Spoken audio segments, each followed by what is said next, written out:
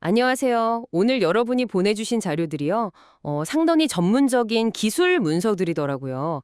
언뜻 보기엔 좀 복잡한 컴퓨터 시스템, 특히 뭐랄까, 스스로 생각하는 듯한 인공지능이나 자율주행 자동차 같은 기계들이 어떻게 돌아가는지, 네, 그런 내용이에요.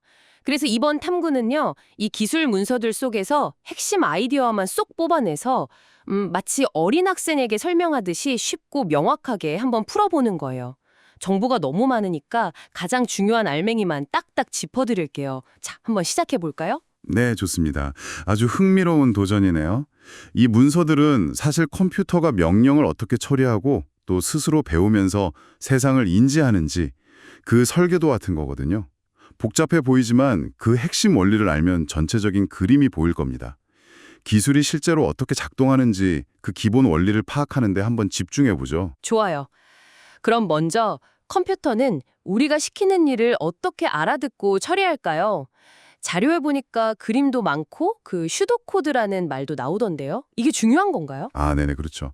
컴퓨터는 기본적으로 아주 상세한, 뭐랄까, 요리 레시피처럼 정해진 순서대로 명령을 따라요. 그 슈도코드라는 건 바로 그 명령어 목록을 사람이 좀 더 이해하기 쉽게 써놓은 약속 같은 거고요.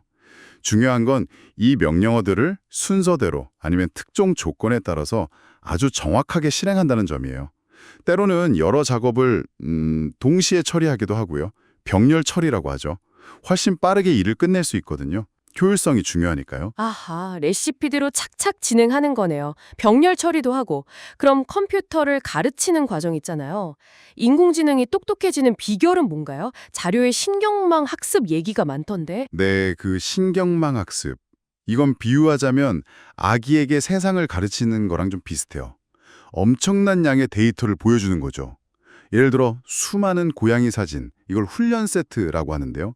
보여주면서 이게 고양이야 하고 알려주거나 이게 감독학습, 아니면 그냥 많은 동물 사진 속에서 스스로 비슷한 것끼리 한번 그룹 지어봐 이렇게 하는 방식도 있고요. 이건 비감독학습.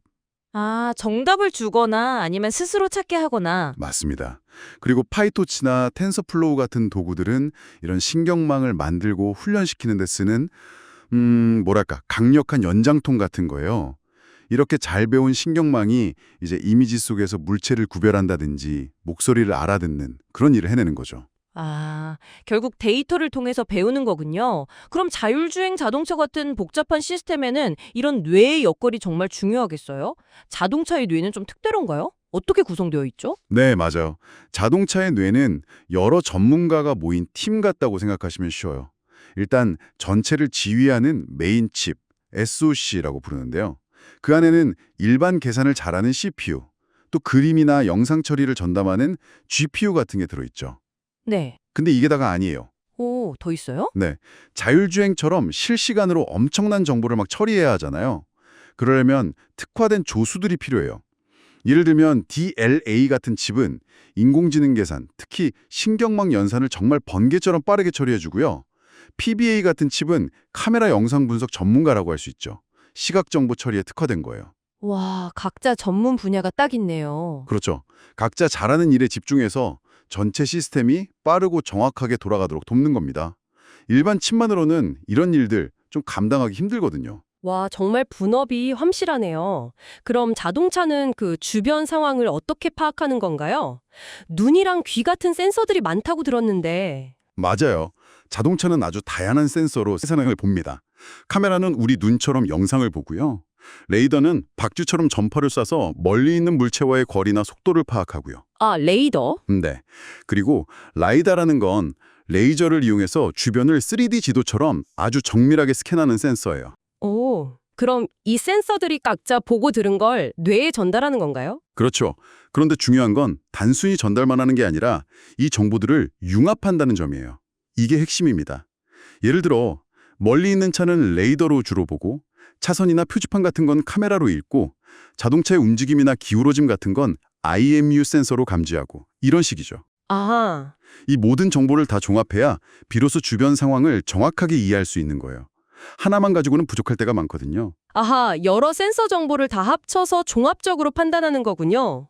그래서 그 운전 도우미 기능들이 가능한 거네요? 뭐 예를 들면 앞차 따라서 속도 조절해주고 차선 안 벗어나게 도와주는 것들이요? 정확합니다. 그런 기능들을 통틀어서 첨단 운전자 보조 시스템, ADAS라고 부르죠.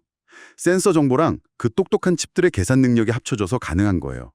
충돌 위험을 미리 알려주거나 FCW, 옆차선 사각지대에 차가 있다고 경고해주는 BSW 등등 안전 운전을 돕는 아주 중요한 기술입니다. 이야, 진짜 운전이 훨씬 편하고 안전해지겠네요. 근데요, 이 기술들이 자동차 말고 혹시 다른 데도 쓰이나요? 네. 그런 의료 영상을 분석하는 데도 오늘 이야기한 신경망 학습이나 이미지 처리 기술이 활용된다고 나와요. 와, 정말요? 네, 즉 자동차를 똑똑하게 만드는 기술 원리가 사람의 건강을 지키는 데도 도움을 줄 수 있다는 거죠. 와, 진짜 신기하네요. 기본 원리는 같은데 쓰임새는 정말 다양하군요. 네, 오늘 쭉 살펴본 것처럼 복잡해 보이는 시스템도 결국은 몇 가지 핵심 요소의 조합이에요. 정확한 명령 처리, 데이터를 통한 학습, 각자 역할이 뚜렷한 전문 하드웨어, 그리고 세상을 감지하는 다양한 센서들. 이런 것들이 똑똑하게 합쳐져서 작동하는 거죠. 네, 기술은 복잡하지만 결국 컴퓨터가 점점 더 똑똑해져서 우리 삶을 여러 방면에서 돕고 있다는 거네요. 오늘 우리가 함께 들여다본 이 기술의 기본 재료들을 가지고 미래에는 또 어떤 놀라운 일들이 가능해질까요? 여러분도 한번 상상해 보시면 정말 재미있을 겁니다. 다음 탐구에서 또 흥미로운 주제로 만나 뵙겠습니다.